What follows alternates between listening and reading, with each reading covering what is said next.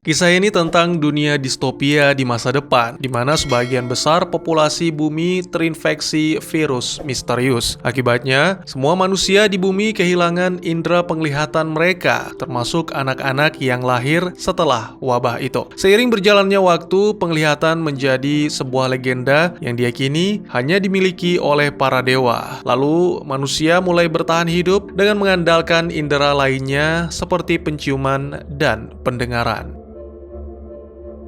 Dunia kembali ke masa kegelapan mirip abad pertengahan. Di tengah kondisi ini, muncul beberapa konflik dan ketegangan termasuk perburuan terhadap mereka yang memiliki indera penglihatan karena dituduh sebagai penyihir. Ditampilkan kota Kenzua yang dipimpin oleh seorang ratu bernama Kane. Wanita ini memiliki sekelompok pasukan yang mengawasi seluruh kota dari atas bendungan. Ratu Kane tergolong religius, meyakini bahwa setiap manusia yang bisa melihat adalah golongan makhluk yang melanggar ajaran Tuhan. Wanita itu menggunakan kekuasaannya untuk membunuh siapapun yang menyebarkan ajaran sesat tentang indera penglihatan.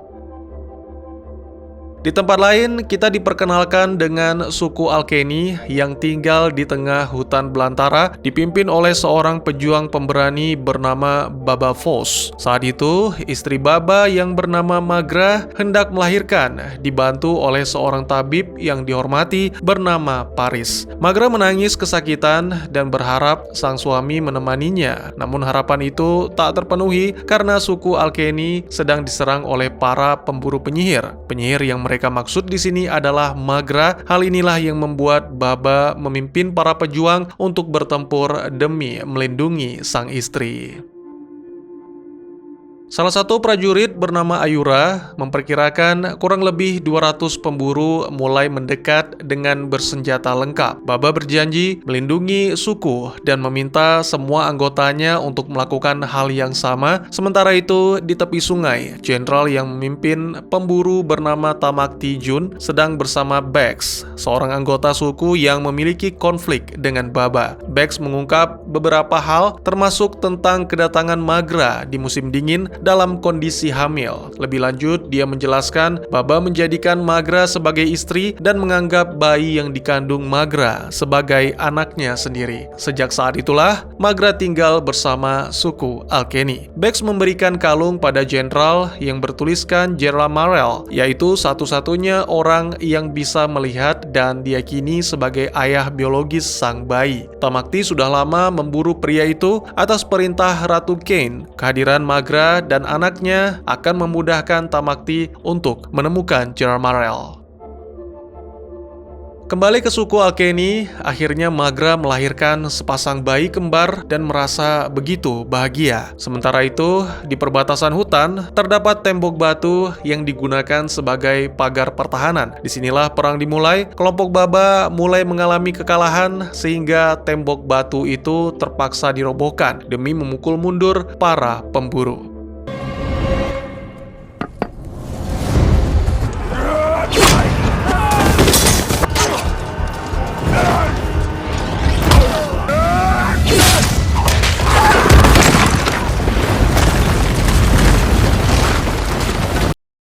Lalu saat kelompok Alkeni kembali ke camp, Baba menyadari sebagian dari pasukan musuh masih menunggu di tepi sungai. Diperkirakan mereka akan menerobos hutan setelah hujan reda. Ini artinya kelompok Baba memiliki hanya sedikit waktu untuk meninggalkan tempat tinggal mereka. Baba bertemu dengan anak-anaknya dan merasa khawatir dengan masa depan mereka. Saat ini prajurit yang tersisa tidak cukup untuk melawan pemburu, maka dari itu Paris menyarankan agar mereka melarikan diri melalui jembatan rahasia.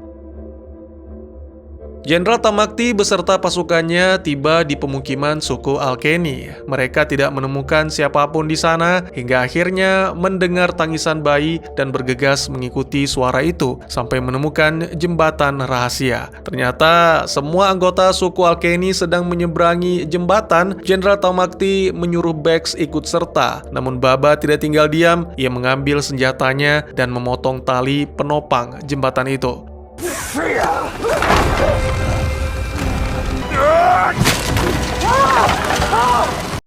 Bex yang berdiri di tengah jembatan merasa ketakutan, memohon pada Baba agar ia diselamatkan. Baba pun menyetujui tanpa menyadari pengkhianatan Bex. Kini semua tali penghubung jembatan sudah putus dan Jenderal Tamakti lagi-lagi gagal untuk kesekian kalinya. Seekor elang membawa pesan untuk sang ratu. Kemudian wanita itu langsung mengadakan pertemuan dengan para dewan, membahas asal-usul Gerald Marel, di mana sebenarnya pria itulah yang membunuh saudari sang ratu, dan akhirnya mengirimkan pemburu lain untuk membunuh Gerald Marel serta merebut anaknya untuk diserahkan pada sang ratu. Sementara itu, suku Alkeni telah menemukan tempat tinggalnya yang baru. Magra mulai menceritakan siapa Gerald Marel sebenarnya. Dialah orang yang membangun jembatan menuju dunia baru dan membenarkan semua cerita tentang pria itu yang diberkati dengan indera penglihatan. Wanita itu juga meyakinkan semua anggota suku bahwa tempat yang mereka pijak saat ini benar-benar aman dan tidak mudah ditemukan oleh musuh. Baba Voss mengikuti semua petunjuk dari Gerald Marel yang ditemukan selama perjalanan hingga akhirnya sampai di tempat yang disebut Suaka oleh Magra. Selain itu, Paris juga memberikan nasihat pada Baba yang kini menjadi pemimpin suku. Ia harus menyembunyikan jati diri dari dunia luar, terutama dari pemburu. Lalu Baba mulai mengerjakan tugas-tugasnya. Ia menutup semua akses agar habitat mereka aman. Sebuah keajaiban juga datang di kehidupan Baba. Saat pria itu menggendong kedua anaknya, kita tahu bahwa kedua anak itu diberkati indera penglihatan. Waktu pun berlalu. Pada suatu hari, Baba membawa dua bayinya ke dalam hutan untuk mencari makanan. Tiba-tiba mereka diserang beruang dan Baba mencoba melakukan perlawanan sampai akhirnya beruang itu mati saat sebuah anak panah menancap. Orang yang berhasil membunuh hewan buas itu adalah Gerald Marel. Dia terharu saat melihat kedua anaknya dalam keadaan aman. Lalu Gerald Marel memberitahu Baba tentang kotak misterius yang diletakkan di dekat air terjun. Dia memberikan kunci untuk membuka kotak tersebut yang mana berisi sesuatu untuk diberikan kepada anak-anaknya saat berusia 12 tahun. Selain itu, Gerald Marel juga memberikan nama untuk kedua anaknya, yaitu Coffin dan Haniwa. Baba hendak menanyakan apa sebenarnya isi kotak itu, namun Gerald Marel sudah tidak di sana. Bex si pengkhianat yang saat itu berada di dekat hutan mendengar suara Baba. Karena mencurigai sesuatu, segera Bex memberitahu sang bibi, yaitu Souter, tentang kejadian tersebut. Bex sangat membenci Baba karena telah menghukum mati kedua orang tuanya. Kemudian Bex dan bibinya pergi ke dalam hutan menemui wanita yang disebut Shadow, seorang anggota suku yang mahir menyembunyikan diri. Dan Souter meminta wanita itu untuk memata-matai.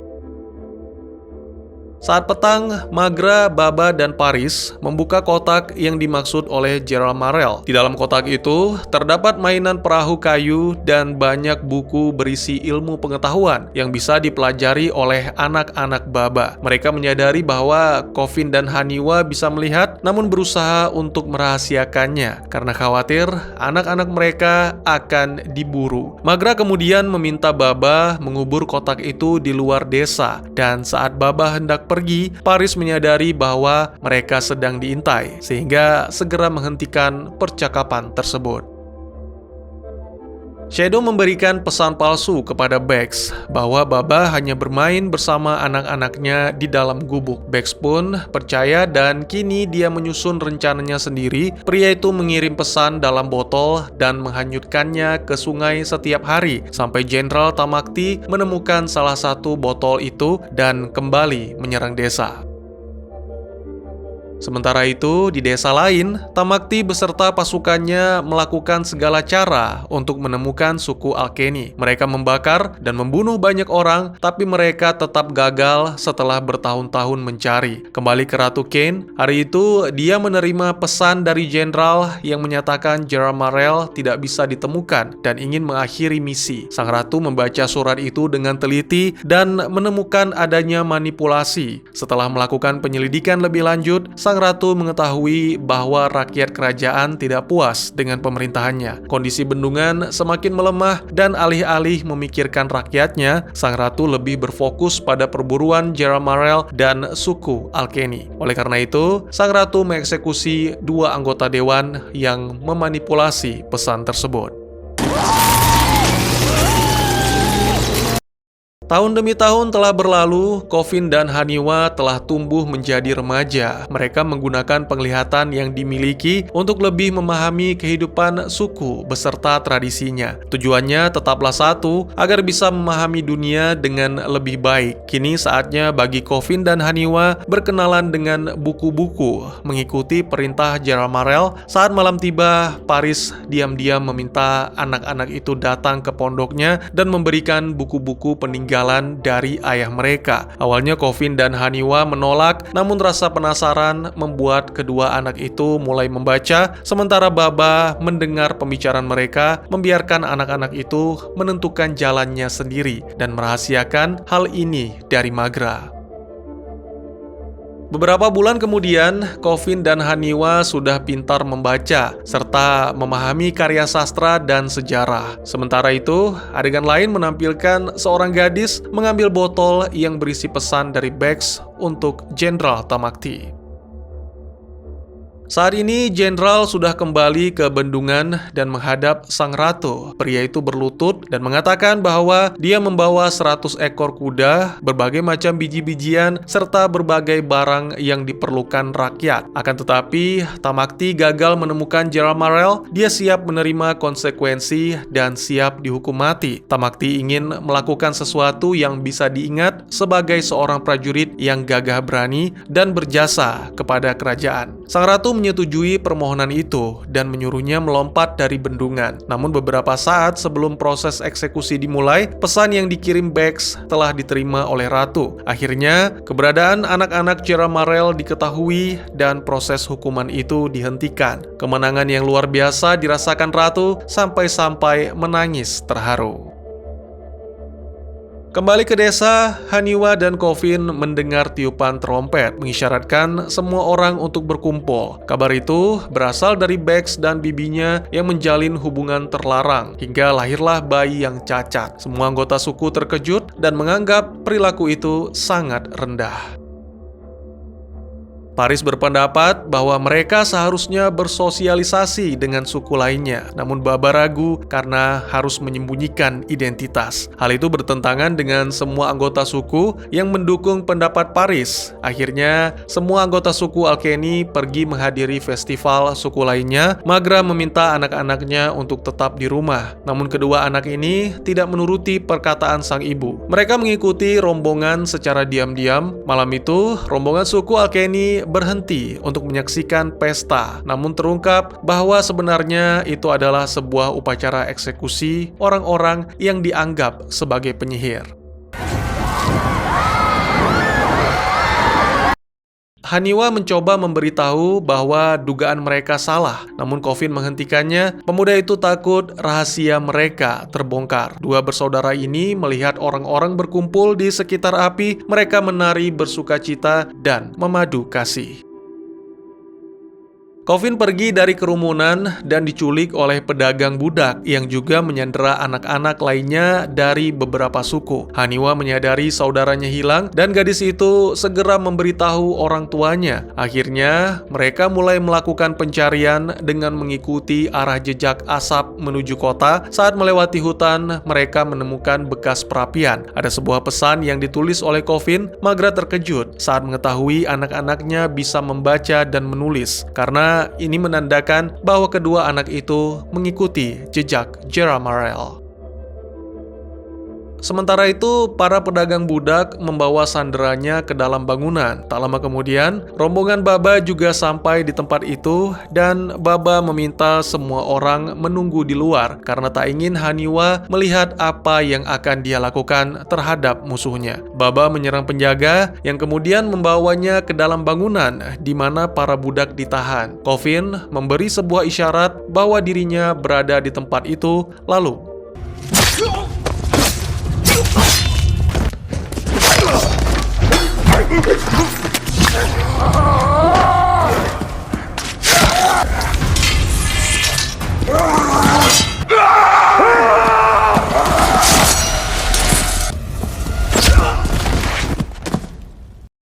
Akhirnya Baba dan Haniwa berhasil menyelamatkan Kevin, lalu mereka pun kembali ke desa. Anak-anak itu meminta maaf pada ibunya dan mengungkapkan bahwa suatu hari nanti mereka harus melakukan perjalanan jauh seperti petunjuk yang tertulis di buku-buku. Pernyataan tersebut membuat Magra terharu lalu memeluk kedua anaknya. Wanita itu harus menerima kenyataan bahwa nantinya anak-anak itu akan menjadi pribadi yang mandiri. Bersamaan dengan itu, Baba mendengar suara gonggongan anjing dan menyadari bahwa musuh sudah dekat.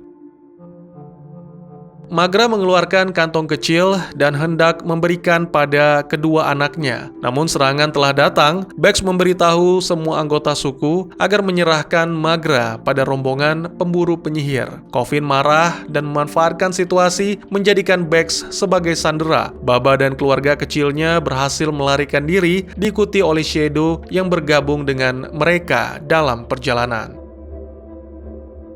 Haniwa ingin membunuh Bex atas semua perbuatannya, namun Kevin membebaskan pria itu untuk membuktikan bahwa mereka bukanlah monster. Setelah Baba dan keluarganya pergi, Bex kembali lagi ke desa dan memberitahu Tamakti tentang pelarian tersebut.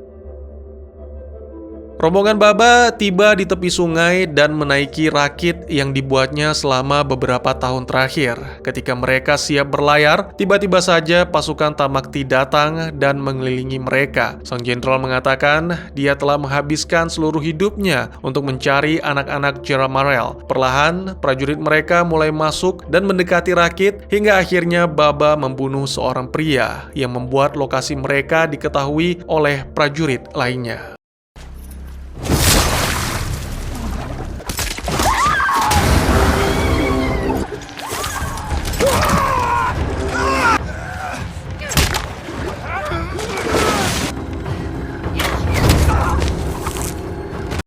Haniwa menembakkan anak panah ke arah Bex, dan di saat yang bersamaan, Baba berhasil mendayung rakit ke perairan yang lebih dalam. Karena prajurit Tamakti tidak memiliki perahu, mereka kembali kehilangan Baba dan keluarganya. Merasa marah, Jenderal Tamakti membunuh Bex dan semua anggota suku Alkeni. Paris menunjukkan peta yang ditinggalkan oleh Jaramarel untuk anak-anaknya. Mereka memiliki dua pilihan, yaitu mengikuti peta sepanjang sungai atau mengambil jalur hutan menuju ke tempat yang lebih aman. Semua pun sepakat memutuskan untuk mengikuti jalur peta Jaramarel, kecuali Magra yang tidak senang dengan keputusan itu. Dan akhirnya ketika malam tiba, mereka berhenti di tepi sungai untuk beristirahat. Kembali ke kerajaan, sang ratu mendengar kabar bahwa Baba berhasil melarikan diri. Pertemuan antar anggota dewan meminta agar sang ratu fokus pada kerajaan, dan terungkap juga sebuah rahasia bahwa ratu sebenarnya jatuh cinta pada Jaramarel. Namun pria itu enggan merespon perasaannya. Rakyat menganggap bahwa mereka diperintah oleh seorang ratu yang egois. Mereka kehilangan harta dan orang-orang yang dikasihi karena keangkuhan dan sikap semena-mena pemimpinnya. Ratu mengetahui rencana pembunuhan yang sudah disiapkan oleh anggota dewan, Lady Anne dan Lord Dun. Wanita itu membunuh kedua dewan kerajaan itu karena dianggap membangkang. You can go first. Selain itu, rakyat-rakyat juga melakukan protes agar sang ratu turun dari tahtanya. Kabar itu membuat sang ratu marah. Dia ingin menghancurkan kerajaannya dan mencari Jaramarel. Sang ratu pergi ke ruang kendali dan menutup bendungan. Dapat dipastikan bangunan itu runtuh dan sang ratu pun pergi meninggalkan kerajaannya.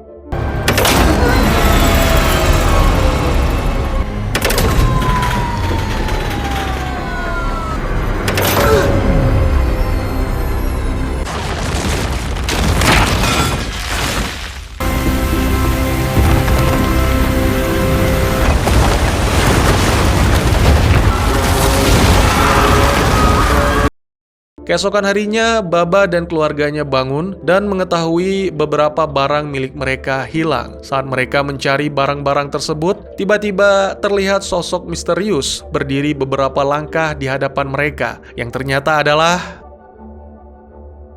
Paris mulai mencurigai Magra. Ia khawatir suatu saat wanita itu akan mengkhianati sukunya. Selain itu, Paris juga penasaran dengan barang yang dicuri beberapa waktu yang lalu. Menurutnya, Magra terlalu banyak menyimpan rahasia. Setelah mendengar pengakuan Paris, Magra menyatakan dirinya masih sama seperti yang dulu. Ia tidak akan mengkhianati suku yang telah membantunya melewati masa-masa sulit. Setelah itu, Baba Voss dan kedua anaknya pergi menjelajahi hutan, mencari barang berharga milik Magra. Baba meminta Kofun dan Haniwa untuk fokus mendengarkan suara-suara di sekitar mereka. Beberapa saat kemudian, Kofun mendengar suara gema. Hal itu pun dibenarkan oleh Baba. Akhirnya mereka mengikuti suara itu sampai tiba di pemukiman pemulung. Baba menyimpulkan bahwa salah satu penduduk kawasan ini adalah pelakunya. Setelah mendengar penjelasan dari Baba, Haniwa memutuskan untuk menyusup dan mencari barang berharga milik ibunya. Beberapa waktu kemudian, Haniwa berhasil menemukan barang tersebut. Sayangnya, gadis itu tidak menyadari sedang diperhatikan oleh orang asing yang kemudian menyerangnya. Teriakan Haniwa didengar oleh Baba dan Kofun. Mereka bergegas masuk ke dalam pemukiman dan menemukan Haniwa tak sadarkan diri. Baba juga menjadi target serangan orang asing itu saat dirinya mencoba membangunkan Haniwa. Serangan pertama gagal, namun tak membuat orang asing itu menyerah.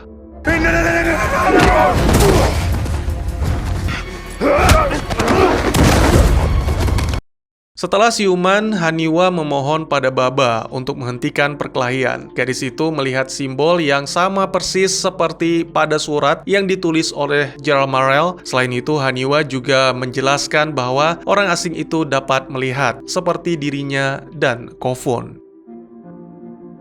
Di tempat lain, Ratu Ken bersama dayangnya bernama Nairi sedang singgah untuk beristirahat. Namun saat mereka kembali menuju ke kereta kuda, Ratu Ken tidak menemukan kusirnya. Tiba-tiba saja, sekelompok orang asing menyerang dan membunuh Nairi, lalu mereka menculik sang ratu.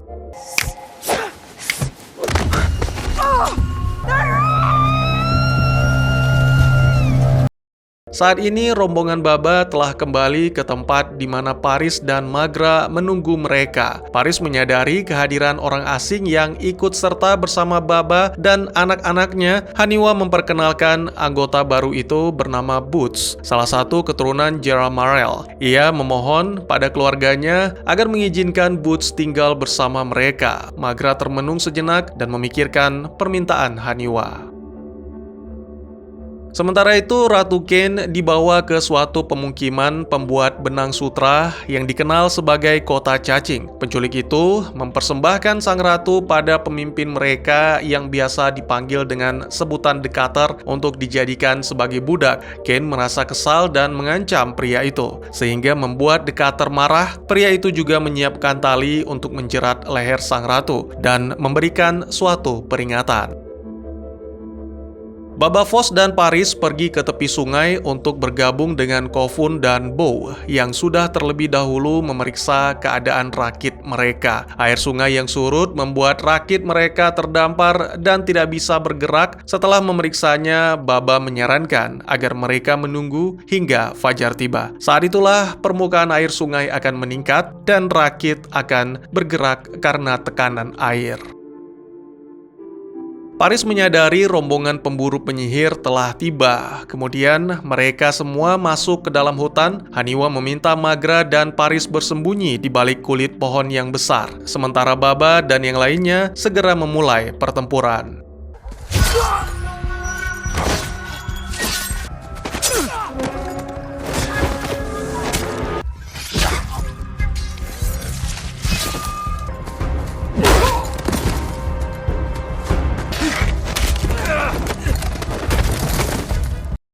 Paris berteriak meminta tolong ketika menyadari Magra telah melarikan diri. Kemudian, Baba dan Haniwa yang mendengar suara itu segera menghampiri. Menurut pengakuan Paris, Magra sengaja melepaskan genggaman tangannya dan pergi begitu saja. Setelah mendengar apa yang terjadi, Haniwa segera pergi mencari sang ibu karena khawatir dengan keadaannya. Di saat yang bersamaan, Magra berjalan ke tepi sungai dan memanggil Jenderal Tamak Tijun. Pria itu terlihat kesal dan berniat akan membunuh Magra. Saat sang jenderal mulai mengeluarkan senjata, Magra bergegas. Menggunakan cincin warisan dari sang ayah, ia mengayunkan lengannya dan seketika itu juga Tamak Tijun beserta pasukannya membungkukkan badan sebagai tanda penghormatan. Hal ini mengisyaratkan Magra adalah anggota keluarga kerajaan. Sementara itu, di dalam hutan, Boots menemui Baba. Pemuda itu memberi kabar bahwa Magra telah dibunuh oleh Tamak Tijun. Awalnya Baba tidak mempercayai perkataan Boots, namun setelah mengetahui kantong berharga milik sang istri berlumuran darah, akhirnya Baba dan keluarga terpaksa menerima dan kembali melanjutkan perjalanan. Boots meyakinkan Baba bahwa ia sangat mengenal hutan itu dan meminta mereka mengikutinya. Kembali ke Magra, saat ini dia berada di camp bersama Tamak Tijun. Pria itu memberikan beberapa pertanyaan, tetapi Magra tidak menjawab sebelum mengetahui keluarganya benar-benar aman. Sang jenderal terlihat kesal dengan sikap Magra, lalu ia memerintahkan pasukan untuk membawa Baba dan kelompoknya dalam keadaan hidup. Kini Boots menuntun keluarga Baba menuju ke sebuah gua. Sangat mengejutkan, pemuda itu sengaja menjebak mereka di dalam sebuah elevator lalu pergi begitu saja. Baba dan Kofun tidak bisa melakukan apapun selain berteriak dan mendobrak elevator itu. Konflik dua bersaudara itu dimulai ketika Kofun menyalahkan Haniwa atas semua kejadian ini. Dan tiba-tiba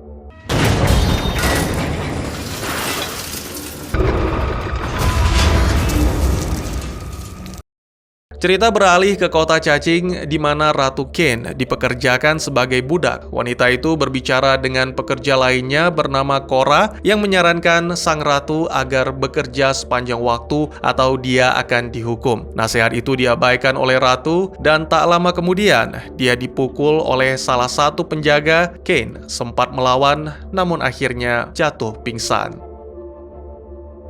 Kemudian kita dibawa ke sebuah kilas balik saat Ken duduk di dekat ayahnya yang sekarat. Ia berjanji akan menjaga baik-baik tahta yang diwariskan, sayangnya kenyataan tidak demikian. Sang raja memilih Magra dan membisikkan bahwa gadis itu harus segera naik tahta untuk menjadi penerusnya.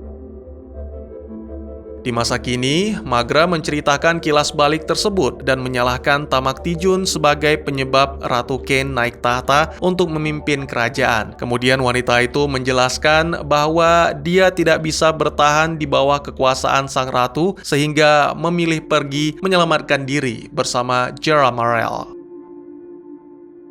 Baba Foss dan keluarganya berada di dasar gua dan bertemu dengan seorang wanita yang menanyakan maksud kedatangan mereka. Paris menceritakan bahwa Boots lah yang membawa mereka hingga terjebak di tempat ini. Wanita itu mencoba mengerti, tetapi tiba-tiba saja beberapa orang datang dan menyerang kelompok Baba.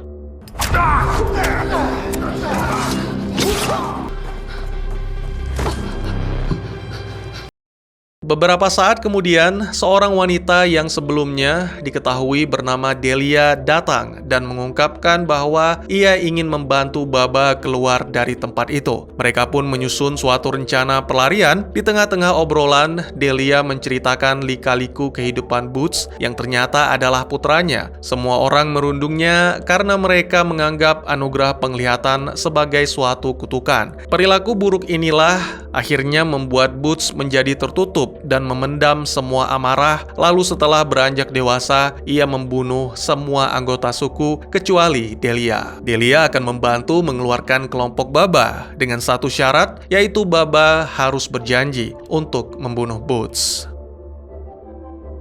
Haniwa menyetujui permohonan Delia. Kemudian wanita itu membawa Baba dan kelompoknya kembali ke elevator. Karena harus ada yang mengoperasikannya, Baba menyuruh anggota keluarganya untuk naik terlebih dahulu, sedangkan dirinya akan menahan tuas elevator. Tiba-tiba saja, beberapa orang datang menyerang, dan hal ini membuat Baba terpaksa menghadapinya.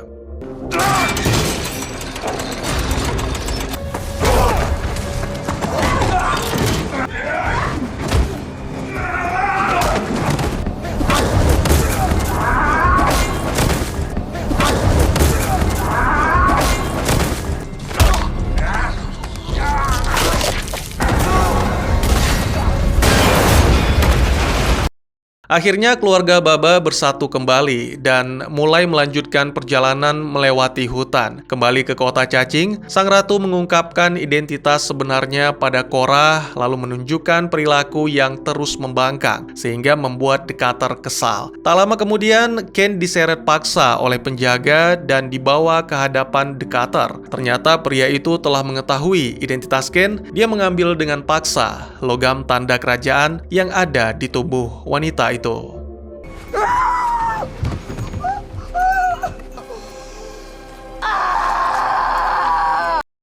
Di saat yang bersamaan, Boots ditangkap oleh pasukan pemburu penyihir dan Magra mengakui pemuda itu sebagai salah satu bagian dari anggota kelompoknya. Lalu Magra meminta Tamak Tijun untuk meninggalkan camp. Dalam keadaan canggung, Magra menanyakan keadaan Baba dan keluarganya kepada Boots, tetapi pemuda itu berbohong dan mengatakan bahwa ia sedang berusaha mencarinya. Selain itu, Boots membujuk Magra agar menerima dirinya sebagai pengawal. Ia menyadari bahwa Magra bukanlah orang biasa ketika melihat Tamak Tijun dan pasukannya tunduk.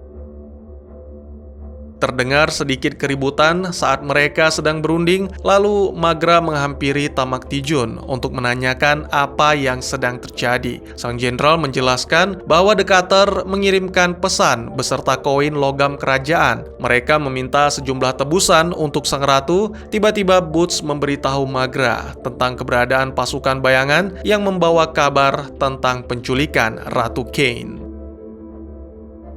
Beberapa saat kemudian ditampilkan Jenderal Tamak Tijun sedang menyiksa salah satu pasukan bayangan, sedangkan yang satunya sudah tewas. Dia berhasil mendapatkan lokasi penyekapan sang ratu. Selain itu, Tamak Tijun juga mengetahui bahwa Boots adalah salah satu anak dari Jeramarel yang diberkahi dengan penglihatan. Magra pun membenarkan pernyataan itu. He's with me. He has my protection. Tamak Tijun bersiap meninggalkan camp dengan para pasukan beserta Magra dan Boots. Lalu tak lupa meninggalkan 8 orang prajurit untuk tetap mencari Baba dan keluarganya. Kembali ke kelompok Baba Foss yang melanjutkan perjalanan melalui hutan bersalju. Suasana canggung terasa di antara Baba dan Haniwa. Gadis itu menyadari kesalahan karena mudah percaya pada Boots hingga berakhir dengan pengkhianatan. Tak lama kemudian mereka berhenti. Kofun berjalan mendekati Baba dan menjelaskan jalan setapak di antara banyak tumbuhan lavender di hadapan mereka. Ini menunjukkan bahwa Camp Jeramarel sudah dekat dari lokasi mereka saat ini.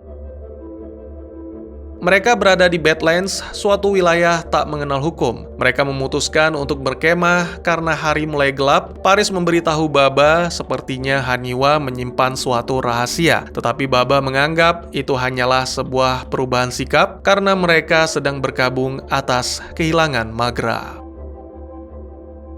Saat pagi, Baba dan kelompoknya kembali melanjutkan perjalanan menuju tempat tinggal Jeramarel dengan mengikuti jalan setapak. Lalu mereka berhenti di suatu tempat dengan bau mayat yang sangat menyengat, menunjukkan betapa berbahayanya wilayah itu. Namun hal ini tidak membuat Baba mundur. Semua pengorbanan sukunya, terutama Magra, menjadi penguat tekad Baba untuk tetap melanjutkan perjalanan. Kembali ke kota cacing, di mana kondisi ratu terikat dan terpasang sebuah lonceng di tangan layaknya tawanan. Lalu Korah datang membawa sepiring makanan, namun sang ratu menolak dan melempar piring itu, membuat lonceng berbunyi yang tentunya bukan tanda masuk sekolah, apalagi istirahat.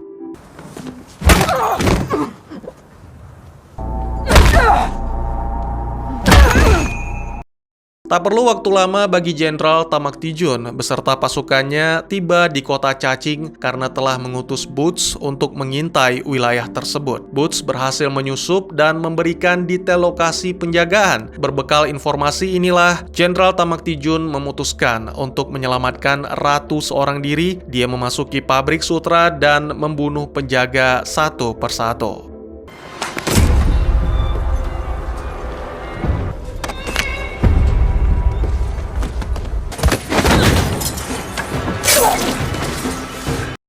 Selain itu, terungkap bahwa semua ini bagian dari rencana sang ratu. Dia bekerja sama dengan Korah untuk membunuh Decatur.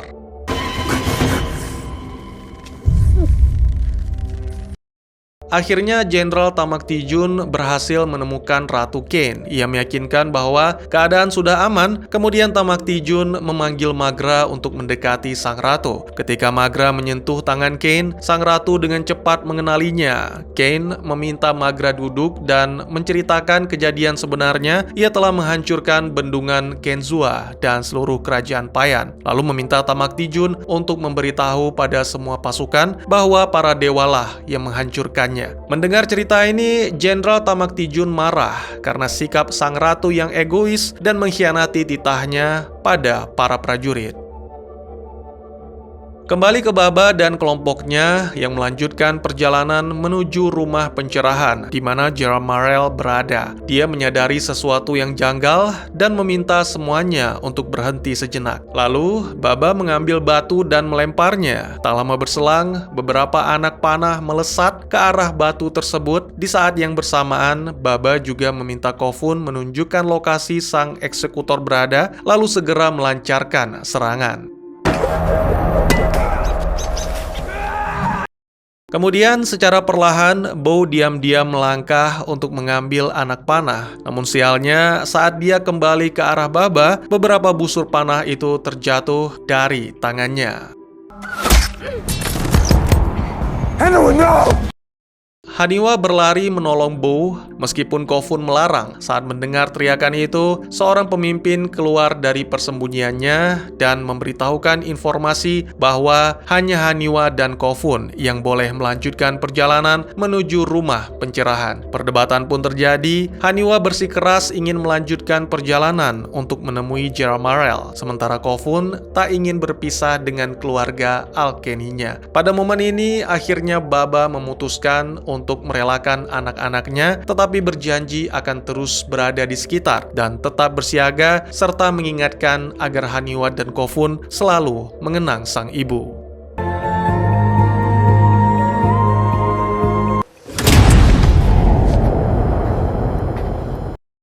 Kedatangan Khofun dan Haniwa disambut hangat oleh Jerah Morel. Pria itu membawa si kembar masuk ke dalam sebuah bangunan dan memperkenalkan pada anak-anak yang lain. Setelah selesai makan malam, Jerah Morel menunjukkan kamar Haniwa dan Khofun, lalu meminta mereka untuk beristirahat. Khofun yang tidak terbiasa tidur sendirian mendatangi kamar Haniwa. Keduanya pun melewati malam sembari membicarakan benda-benda canggih yang membuat mereka berdua takjub akan perkembangan teknologi.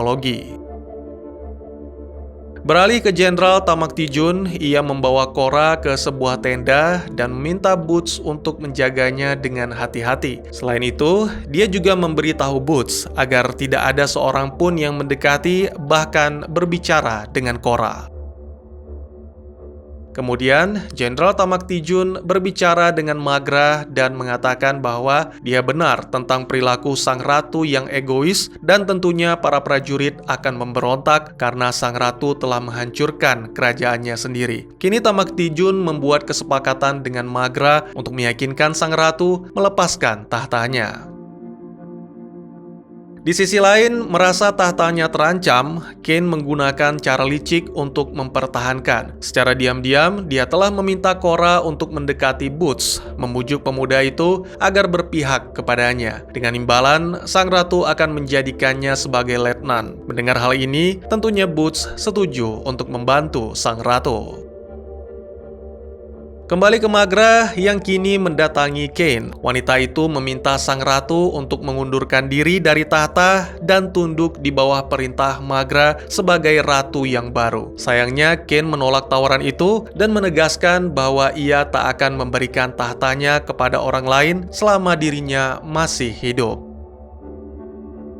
Keesokan harinya, Jerah Morel membawa Khofun dan Haniwa ke perpustakaan dan berkeliling di sekitar rumah pencerahan. Pria itu ingin anak-anaknya belajar tentang berbagai macam ilmu pengetahuan. Kemudian Khofun memberitahu Jerah Morel tentang Maghra. Namun tak ada raut kesedihan di wajah pria itu. Dia mengajak Khofun dan Haniwa ke tempat pembangkit listrik dan bertemu dengan anak tertua bernama Oloman. Dia sedang mempersiapkan batu bara sebagai bahan bakar generasi generator, Oloman menjelaskan bahwa penglihatan yang mereka miliki adalah suatu anugerah dari Tuhan dan menganggap kaum ini lebih hebat dibandingkan dewa. Mereka nantinya akan menjadi tempat berlindung karena mampu membawa cahaya kembali ke dunia. Kofun tersinggung dengan ucapan Oloman namun tidak bisa berkata apa-apa. Lalu saat ia akan beranjak pergi, Oloman menyuruhnya mengambil sekop untuk membantu mengurus tungku generator. Bersamaan dengan itu, Baba, Paris, dan Bow datang ke pemukiman suku Valia untuk meminta bantuan karena Bow terluka parah. Pemimpin suku itu menyetujui permintaan Baba dengan syarat Baba dan Paris harus pergi. Malam harinya, Kofun merasa gelisah dan tidak bisa tidur. Dia keluar kamar dan berjalan di sebuah lorong, lalu secara tidak sengaja melihat seorang pria dengan gerak-gerik mencurigakan. Karena merasa penasaran, pemuda itu mengikutinya hingga menemukan Jaramarel sedang berbicara dengan seorang kolonel dari Trifantian. Pria itu menyetujui permintaan kolonel untuk membawa Haniwa, namun Jaramarel menginginkan Kofun agar tetap bersamanya. Kofun pun merasa aneh saat melihat berbagai senjata berada di rumah itu, dan kini dia mendengarkan semua percakapan Jaramarel dengan sang kolonel.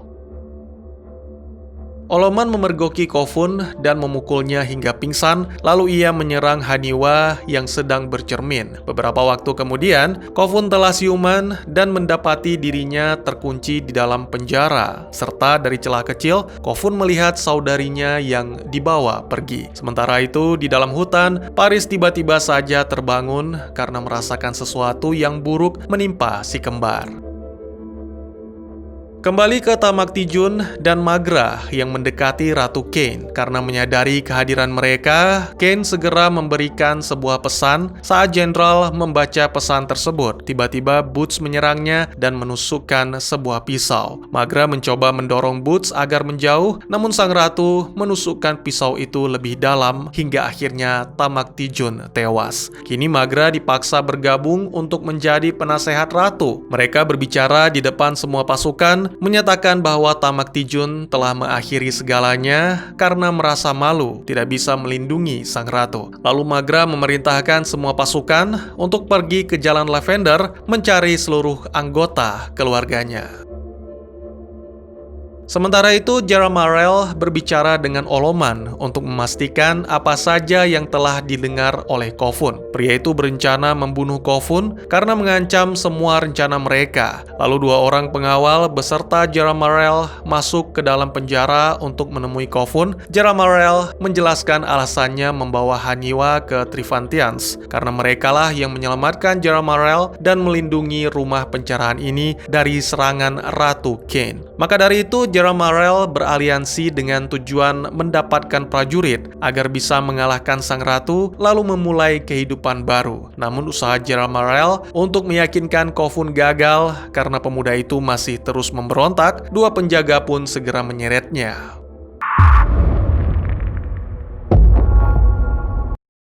Baba Voss tiba dan berhasil menghabisi dua orang penjaga. Lalu mereka masuk ke dalam rumah pencerahan dan mulai menyerang anak buah Jaramarel lainnya. Kofun memberitahu Baba bahwa ia akan pergi ke generator untuk mematikan listrik agar Baba bisa bertarung dengan Jaramarel dalam kegelapan.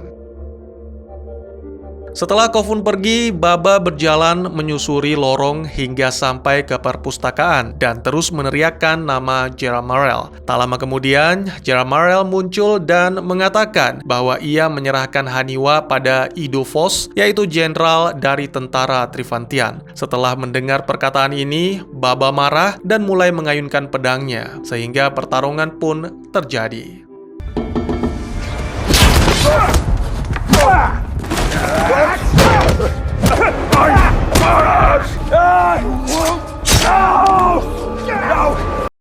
Padamnya lampu membuat pertarungan semakin seru. Kesempatan ini segera dimanfaatkan Baba untuk menghajar Jaramarel dengan brutal.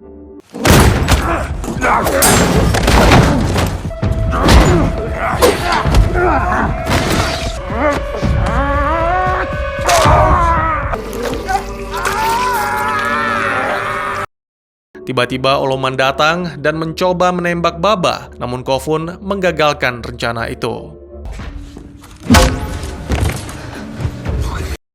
Kini Baba dan Kofun bersatu kembali dengan Paris yang sudah menunggu kedatangan mereka di sebuah jembatan. Beberapa saat kemudian, Kofun menjelaskan kota besar yang ada di hadapan, lalu Paris memberitahu di sanalah Haniwa berada. Let's go get your sister.